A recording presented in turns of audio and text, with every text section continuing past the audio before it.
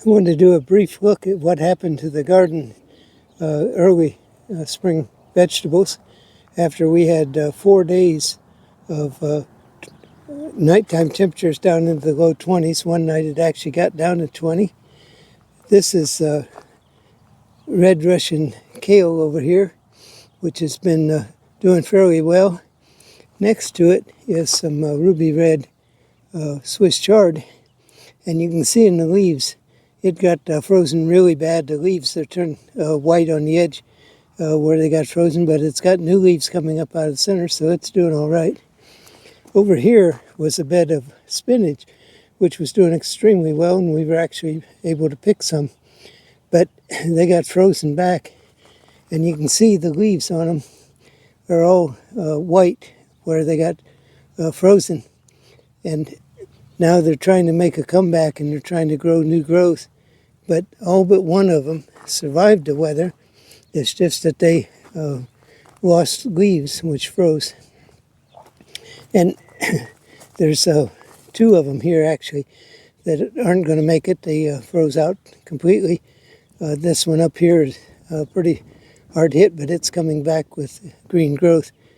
So these plants normally survive this cold weather very well, but we don't normally get into the 20s this time of year. It's usually in the high 30s, and that doesn't bother these crops. They're cold weather crops, but they can't stand the 20-degree temperatures that we had. So this is a problem that we've had with weather this year. It's been very, very changeable, and looking forward to getting these growing now that we're through that period, and we shouldn't get down now below the high 30s, low 40s, so they should start all coming back.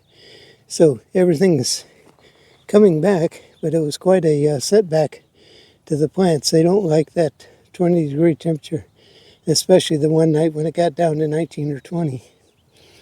But we're going to try and keep the gardens growing if we can. I'll add this little segment on the end here.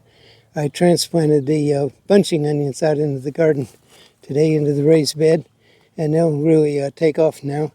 I do multi-sowing of bunching onions where there's 3 or 4 or 5 in a plant, or in a plant hole, I should say. And they grow very well that way, and when you pull them, there's usually a bunch of them ready all at once. So that's one thing we've got to look forward to, is some fresh spring onions in the very near future. Thanks for watching.